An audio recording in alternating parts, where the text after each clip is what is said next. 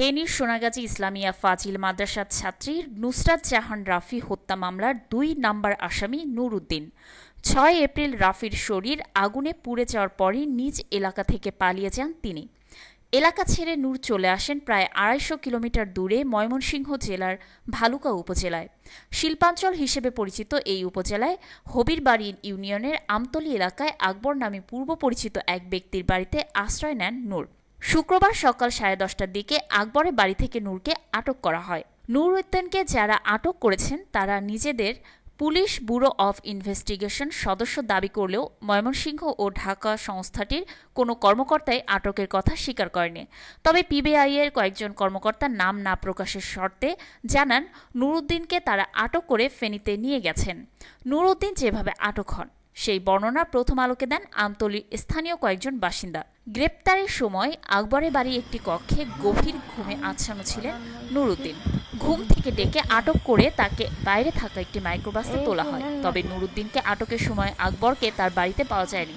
এই ঘটনার পর আকবর আর বাড়িতে ফেরেনি বলে জানান প্রতিবেশীরা।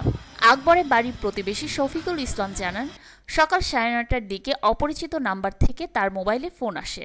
ফোনে শফিকুলকে আমতলীতে স্থানীয় আওয়ামী লীগের কার্যালয়ে আসতে বলা হয়। কিছু সময় পর সেখানে গিয়ে বেশ কয়েকজন লোক দেখতে পান তিনি।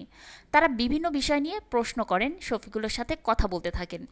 এক পর্যায়ে ওই লোকেরা আকবরের নামের ওই ব্যক্তির সম্পর্কে তথ্য জানতে চান। তখন শফিকুল ইসলাম জানান, আকবর ভালুকায় শ্রমিকের কাজ করেন, এর পাশাপাশি পলিথিনের ব্যবসা করেন। তার গ্রামের বাড়ি ফেনী জেলার সোনাগাজীতে। সেখান থেকে ভালুকা আমতলী এলাকায় 4 বছর আগে জমি কিনে টিন শেডের একতলা একটি বাড়ি করেন আকবর। সেই বাড়িতে 4টি কক্ষ রয়েছে। এলাকার কারখানার শ্রমিকদের কাছে কয়েকটি কক্ষ ভাড়া দেওয়া হয়েছে।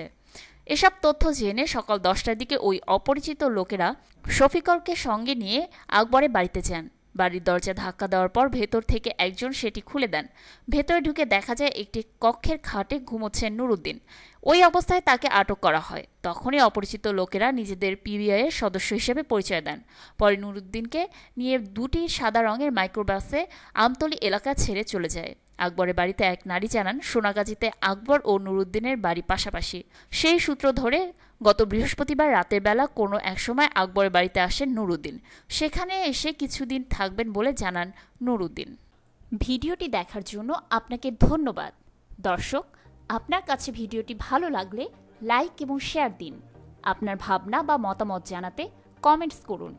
সব খবরাখবর আগে আপডেট পেতে সাবস্ক্রাইব করুন dbn24.com। নোটিফিকেশন পেতে পাশের বেল আইকনটি ক্লিক করুন।